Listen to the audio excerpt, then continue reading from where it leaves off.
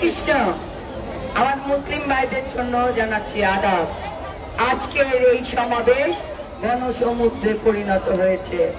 আমাদের কয়েকদিন আগে একটি বড় সমাবেশ হয়েছিল, যেখানে ভারপ্রাপ্ত চেয়ারম্যান জনাব তারেক রহমান আমাদের দলীয় নেতাকর্মীদের নির্দেশ দিয়েছেন কোথাও যেন কোনো বিশৃঙ্খলা না হয়।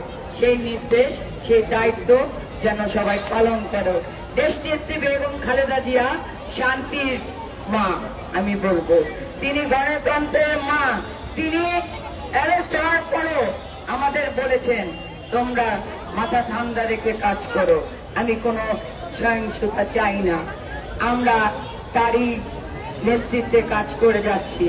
আজকের এই সমাবেশ, আমি বাংলাদেশি, আমি বাংলাদেশে শান্তি চাই।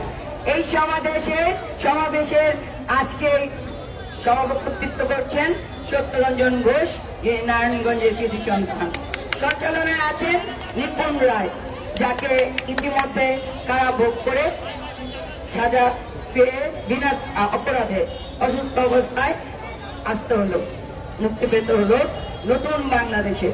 আমাদের 71 সালে যারা যুদ্ধ করেছে সেখানে ছিল হিন্দু, বৌদ্ধ, খ্রিস্টান, মুসলিম ভাইয়েরা।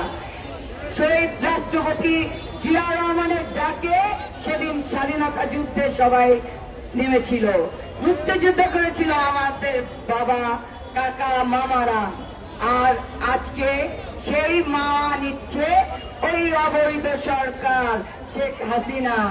আজকে এই যে 71 সালে আমার সুশীলদা বলে গেল তার বাবা পালিয়েছিল 7.5 কোটি জনতাকে রেখে পাকিস্তানে। সে পালিয়েছে, সে ভারতে পালিয়েছে। জিয়া রহমান বলেছিল আমাদের প্রতিবেশী দেশ হবে বন্ধু, প্রভু নয়। কিন্তু শেখ হাসিনা ভারতকে প্রভু বানিয়ে আমাদের দেশের সব সম্পদ দিয়ে দিয়েছে। আমাদের নেতা কর্মীদের মামলা হামলা দিয়েছে, গুম হয়েছে, এখনো তার হদিশ আমরা পাইনি। বিগত আজকে যে বিজয় নিয়ে আমরা আনন্দ করছি, সেই বিজয় আবারও 71 সালের পর ছাত্র জনতার বিজয়। যেখানে ছিল সংস্কৃত কর্মী, যেখানে ছিল অভিভাবকরা, যেখানে ছিল আমাদের সন্তানরা, তাদের দাবি ছিল বৈষম্য মুক্ত বাংলাদেশের দাবি। তাদের দাবি ছিল একটি শান্তির বাংলাদেশ গড়া। সেখানে তারা পুলিশি হামলা চালিয়ে নিহত করেছে আমাদের সন্তানদের। 4 বছরের শিশু থেকে 20-25 অনেক অনেক শহীদ হয়েছে। আজকে এখানে আপনারা উপস্থিত হয়েছেন, আমাদের সকল হিন্দু, বৌদ্ধ, খ্রিস্টান সবাইকে বলতে চাই, তারেক রহমানের নির্দেশে আমাদের ঢাকা মহানগর থেকে সারা বাংলাদেশে বিভিন্ন জায়গায় আমাদের দলীয় বিএনপির দলের নেতাকর্মীরা হিন্দু সম্পদ পাহারা দিচ্ছে। কিছু কিছু ঘটনা যে গুজব বলবো তা নয়, হয়েছে। অনেকের বাড়িতে হামলা হয়েছে। তারা কারা করেছে? এই আওয়ামী লীগের তারা, যারা ঘাটতি মেরে আছে, যারা চোরাগুপ্তা হামলা চালাচ্ছে।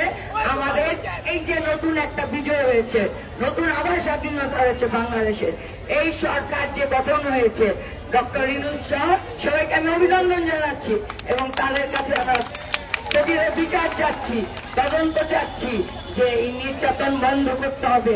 আমি নিপুণের কাছ থেকে 2 মিনিট সময় চেয়ে দিলাম, আমাকে সংকেন্দ্র করতে বলছে, আমি চেয়ে নিলাম এই কারণে, আর কতদিন বাংলাদেশের মানুষ পাহারা দিয়ে রাখবে?